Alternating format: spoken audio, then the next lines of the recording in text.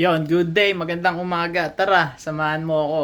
Papasok na ako ngayon. Pakita ko sa inyo kung ano yung mga pinaggagawa ko dito. Nakaangkorahe nga pala kami. Wala pang balita kung kailan kami papasok o didikit o saan yung aming biyahe. Dito kami sa Belgium. Ang oras natin ngayon ay 7:40. Kaya kakain muna tayo, tapos bihis, tapos baba na tayo ng engine room.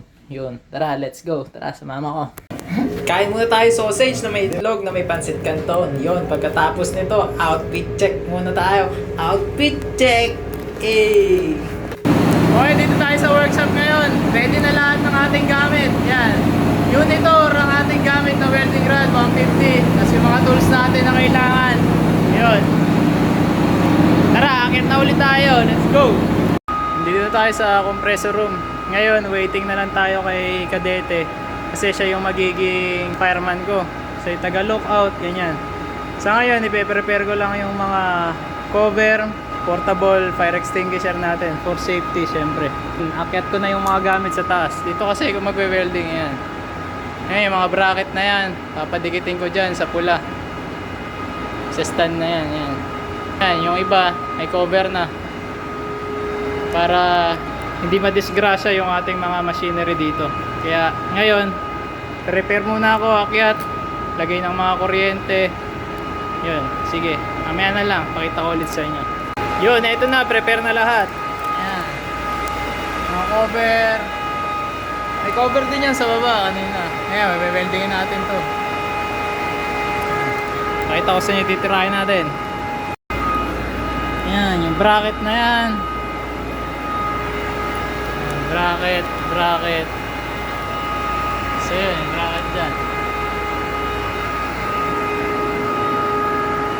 Yung mga sa shipyard ang naglagay niyan.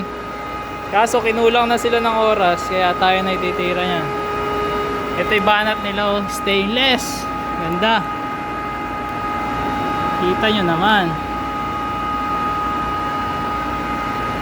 Ganda ng mga welding nila. Bagong palit kasi. Yan. Pero second hand na yan. Ngayon ang bago, nasa kabila. Hindi sila magkasing tangkad eh. Itong isa, malapad, mataba. Yung isa matangkad, pero mahaba. Waiting na lang ako.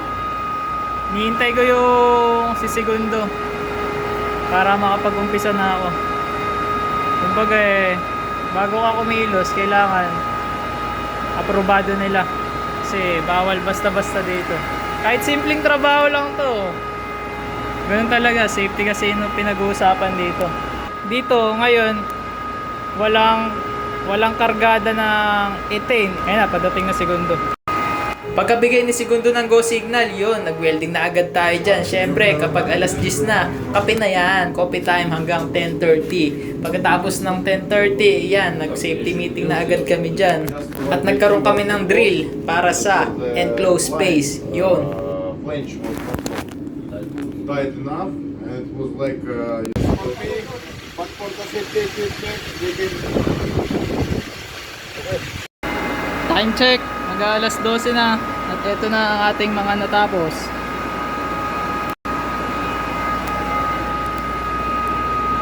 Yan, isa, dalawa.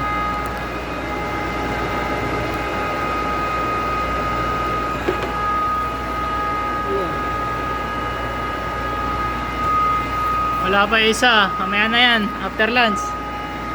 Ito, kalahati pa lang, yung likod niyan mamaya. Kaya ngayon, kakain muna tayo, sibog muna tayo.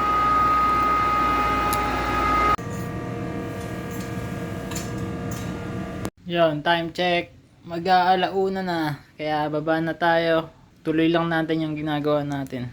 Matapos na to, mga alas 3 lang, tapos na yun. Tapos ligpit. Tapos, ayun na. Tago na ulit. Hindi, malalaman natin mamaya kung ano pa gagawin natin. Kaya, tara. Yon, dyan, nag-full weld na ako. Pinull weld ko na lahat dyan. Siyempre, pagkatapos ng full weld, pintura na agad dyan. Para hindi na nila makita yung ating taing manenok na welding. Siyempre, break time na naman. Alas 3 na hanggang 3:30. break time muna. Sibog tayo ng tinapay ulit ni Mayor. Yun. 3:30, balik trabaho ulit tayo. Ayan, may binigay sa atin si Epe. Para yan sa limit switch or stopper para sa ating David Lunch. Ayun yung David Lunch, ginagamit yun para sa ating rescue boat. Ayun yung ating ginawa. Pinutol lang natin, ginawa nating letter S. Para kapag bumangga siya doon sa bakal na ito, hihinto na siya. Yun, at syempre, alas 6, ayan, kainan dito. Kain tayo. Yun, at doon natapos ang ating mga gawain ngayong araw. Nakaakyat na ako ulit sa kabina. Nakakain na tayo ng dinner alas 6.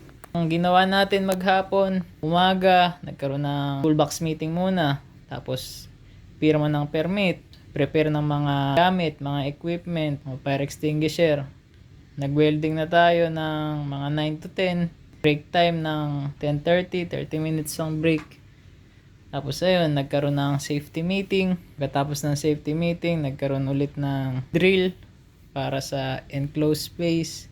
Hopefully, na wala namang mangyari na enclosed space, ganun, walang i-rescue. Tapos, nag-welding lang ulit ako kasi medyo maaga natapos, mga 11:30 natapos. Tapos mga alas 12 hanggang alauna, break time, kain ng lunch. Balik ako doon, 1 hanggang alas 3.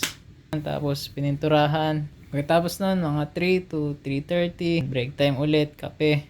Tapos may binigay sa akin na bagong project ulit. Ayun, yung binend ko na stopper para sa David Lunch. Yung pang ano ng rescue boat. Ayun. Tapos, nag-ano lang ako, may ginawa lang ako doon. May dinikit ako na plate na mga, doon ako nakalagay kung ano yung brand, ano yung ilang kilowatts, mga watts, mga ganun. Dinikit ko lang ulit sa cover niya, nirebit ko. Tapos ayun na, bago mag alas 5, linis, ligpit sa workshop, ganun lang. Tapos ayun, 5 to 6, pahinga, kasi alas 6 ang kain nandito. Kaya ngayon, doon na natapos ang ating vlog, kaya babay na muna. Thank you.